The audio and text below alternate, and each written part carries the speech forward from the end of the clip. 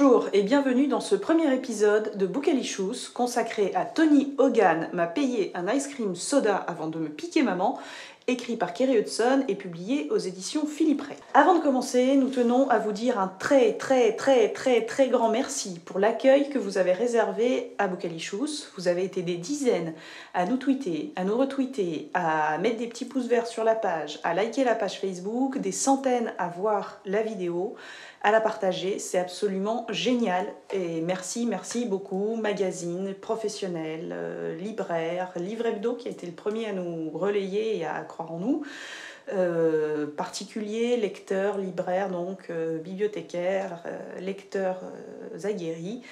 Vous nous prouvez une chose, c'est que non seulement le livre n'est pas mort, mais qu'il plaît et que les initiatives un petit peu différentes plaisent aux gens qui aiment le livre, donc merci beaucoup. Kerry Hudson, qui est l'auteur de ce livre. C'est une jeune femme qui est née en 1980 à Aberdeen, en Écosse. Elle vit aujourd'hui à Londres. Tony Hogan m'a payé un ice cream soda avant de me piquer maman est son premier roman qui est paru en 2012 en Angleterre. C'est donc tout récent.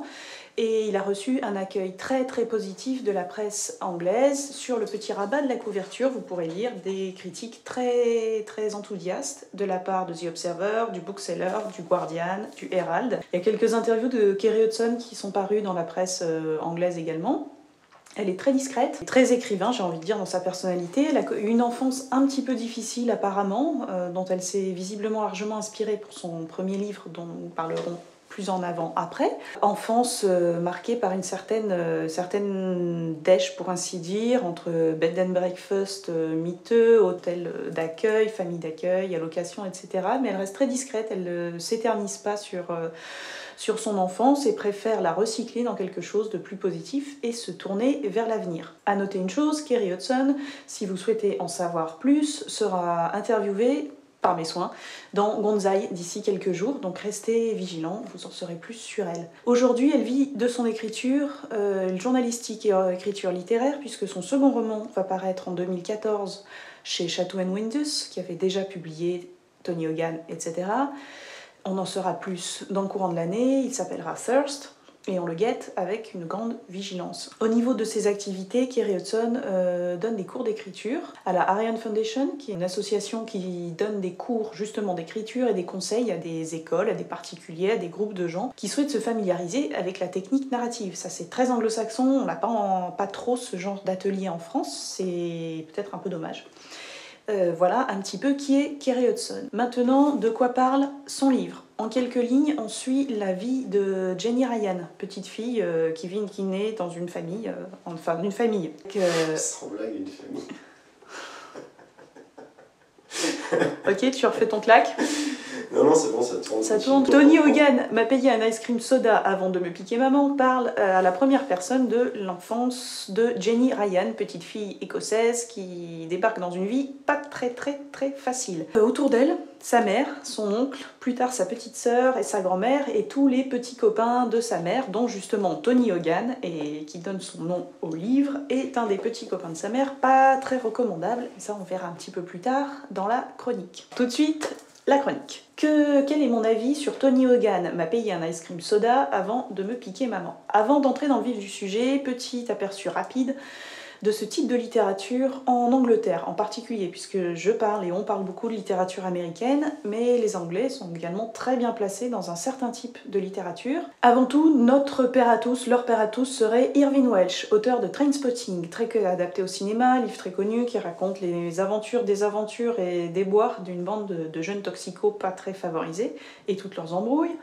Plus récemment, nous avons été très heureux de découvrir Laura Heard chez 13e Note, qui a publié Dernières nouvelles d'Écosse, qui sont donc des nouvelles, on s'en serait douté, qui retracent le quotidien, les sentiments, les difficultés individuelles de gens tout à fait normaux. On croise des gens défavorisés, des gens d'un milieu plus moyen, on n'est pas focalisé sur un genre... sur les pauvres, ça, faut le dire, non, ce ne sont pas des pauvres ni des mineurs du fin fond de l'Écosse, même si ça pourrait. Ce sont des gens normaux auxquels on a envie de s'identifier et chez lesquels on retrouve beaucoup de choses qui nous parlent. On a également Tony O'Neill, que j'aime beaucoup, au point que la prochaine chronique, enfin la prochaine émission sera consacrée à son nouveau livre, Black Néon, chez 13e Note. Tony O'Neill, qui est auteur de plusieurs livres, qui est un jeune auteur également, auteur de plusieurs livres, donc Six City, Dernière descente à Murder Mile, Du bleu sur les veines, Notre-Dame du vide, et le tout dernier Black Néon. Il est spécialisé dans une littérature assez violente, un peu trash même par moments, qui tourne autour de la drogue, qui parle de sa propre expérience. Pour la petite histoire, Tony O'Neill est un des créateurs du mouvement littéraire brutalisme, qu'on qualifie de brutalisme, qui regroupe des écrivains, en général assez jeunes, qui n'en ont assez de passer par les rails préétablis, très définis du marketing de l'édition, et qui ont décidé de prendre un ordinateur, d'écrire eux-mêmes, de se faire publier eux-mêmes, de se faire connaître eux-mêmes et de se bouger eux-mêmes. Donc ils n'attendent rien de personne, c'est assez punk, c'est très nouveau et c'est très efficace. On peut également parler de Richard Millward, publié chez Asphalt, auteur de Pomme et de Block Party, qui est un jeune type qui a 30 ans, donc il est très doué, il a publié son premier livre à 23 ans, et c'était Pomme. Son nouveau roman est paru en 2013, ça s'appelle Block Party, et on retrouve ce même genre de personnages, de jeunes désabusés, pas très sûrs d'eux, paumés dans un monde qu'ils comprennent pas très bien. Et il y a beaucoup d'alcoolisme, beaucoup de drogue, beaucoup de baise sans lendemain, et quand il y a des lendemains, ça s'appelle un avortement ou un enfant à 17 ans. C'est pas terrible, mais ça a l'air de faire partie de leur quotidien. Et là-dedans, donc Kerry Hudson s'inscrit de manière assez naturelle. Elle est moins violente, moins trash, même si son livre est assez dense, parfois un peu glauque, mais elle s'inscrit donc tout droit dans cette ligne de jeunes auteurs qui parlent de ce qu'ils connaissent, et avec une simplicité et un naturel qui est vraiment très intéressant, puisqu'il ne s'agit pas pour eux de se rouler par terre, ni de se plaindre, ni de se complaire non plus dans une certaine difficulté ou médiocrité ou quoi que ce soit. Donc, Tony Hogan m'a payé un ice cream soda avant de me piquer maman retrace la vie de Jenny Ryan, des premières secondes de sa naissance jusqu'à son entrée dans l'âge adulte. Entre-temps, c'est à la fois pas très gay, puisqu'elle est la fille d'une mère-enfant quelque part, pas vraiment enfant, mais d'une mère célibataire très jeune, qu'il a eu à la suite d'une aventure d'un soir à Londres avec un Américain totalement inexistant, puisqu'elle part à sa recherche, elle ne le retrouve jamais, Jenny, donc ne connaît pas son père. Père qui est une espèce de figure mythique, mystique, d'Américain fortuné, très beau, qui a beaucoup de goût. Bon, on le rencontre jamais dans le livre, hein. La mère de Jenny ne passe son temps qu'avec des tocards, mécaniciens, drogués, alcooliques, dealers, violents, etc., qui ont l'air de fleurir en Écosse. La petite fille donc va suivre sa mère de son plus jeune âge à son adolescence, jeunes années d'adulte, de bed and breakfast un peu miteux, en foyer d'accueil, en maison apparemment d'accueil pour femmes battues. C'est pas gay, sa mère vit des allocations chômage. Elle n'est pas spécialement aidée par sa propre mère qui la déteste un petit peu copieusement et qui a l'air d'être complètement jetée au point de préférer jouer au bingo plutôt que d'accueillir sa jeune fille avec un bébé. Bon, ça n'est pas très gai apparemment en Écosse, hein. Une des images les plus marquantes d'ailleurs du livre, c'est quand Jenny, tout bébé, c'est au début, elle tombe de son berceau et voit les traces de brûlures de cigarettes sur la moquette. Ça en dit assez long sur l'univers du livre. C'est assez dense, assez glauque, pas très gai. C'est pas pour autant un livre plombé qui va nous donner envie de plus sortir de chez nous pendant des semaines et nous mettre la tête dans le four, bien au contraire. Et comment Kerry Hudson s'y prend-elle ? Comment fait-elle pour ne pas nous dégoûter au bout de 3 pages et demie ? C'est, je dirais, très simple, et c'est là que réside toute sa force.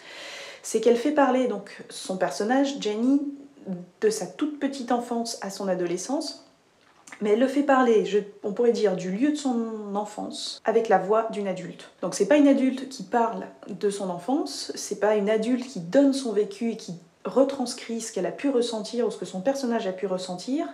C'est une adulte qui se met dans la peau de son personnage enfant et qui lui donne les mots pour décrire ce qu'elle a vécu, pour décrire son ressenti. Et il y a une véritable évolution psychologique de son personnage qui est très très intéressante. Puisqu'au tout début, Jenny est tout bébé, elle vient juste de naître, elle ne connaît rien au monde qui l'entoure, elle ne comprend pas pourquoi sa maman pleure, elle ne comprend pas qui sont ses personnages, elle a une forme d'innocence qui est très très touchante.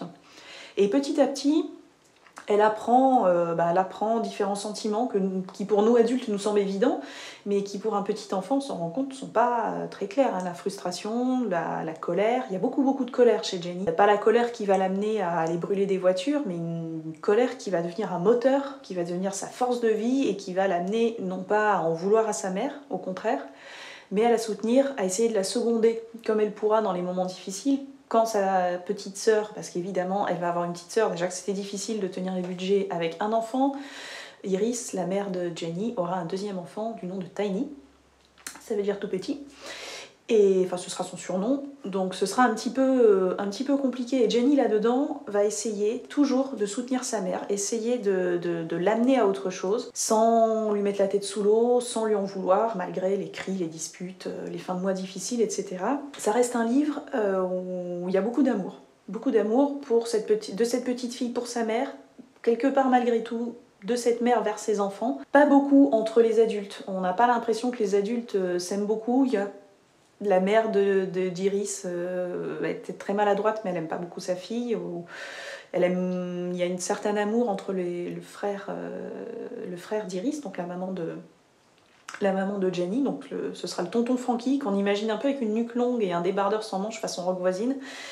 Tonton toxico qui va arriver les bricoles. Voilà, donc c'est un roman en fait très, très fort, par moments assez violent, puisqu'on a parfois du mal à tourner les pages et on se demande si on a bien vu ce qu'on est en train de lire. C'est pas pour autant du documentaire, c'est pas non plus un criticism of the society de regarder comment c'est difficile pour nous en Écosse. Non, c'est une tranche de vie, un morceau de vie qui est raconté avec des mots très simples, des mots très forts. Les situations sont très percutantes, très vivantes, et il y a toujours une espèce d'innocence qui se dégage de ces mots. Des situations. On peut par exemple faire un petit clin d'œil au fait que très tôt, Jenny s'échappe dans les livres. Les livres sont très présents dans ce livre, puisque sa maman a beau être dans des galères pas possibles, elle continuera quand même à lui favoriser l'accès aux bibliothèques et l'emprunt des livres aux bibliothèques qui seront les plages de loisirs de la petite Jenny. Le plus du livre, pour finir, après toutes les bonnes choses que je viens de dire, pour finir, c'est un roman qui s'inscrit dans une sorte de courant assez naturaliste. C'est très positif venant de moi parce que j'aimais beaucoup Maupassant et Zola par le passé, je continue de les apprécier beaucoup. On est dans des faits, pas dans un avis ni dans un côté documentaire ou des atermoiements d'autofiction un petit peu lourds en France. Donc c'est un très bon livre, parfois un petit peu violent, parfois éprouvant, mais c'est un livre qui secoue et ça fait vraiment du bien. Donc j'espère qu'une chose, c'est que le second livre de Kerry Hudson sera aussi dynamique et aussi brutal. Pour finir, précipitez-vous, achetez Tony Hogan m'a payé un ice cream soda avant de me piquer maman de Kerry Hudson aux éditions Philippe Ray. Il fait 300 pages et coûte 19 €. Voilà, c'est tout pour aujourd'hui. Le prochain épisode sera dédié à Tony O'Neill et son nouveau roman Black Néon. En attendant, continuez d'aimer la page, de vous abonner, de mettre des pouces verts et de répandre la bonne parole. Je vous dis à très bientôt.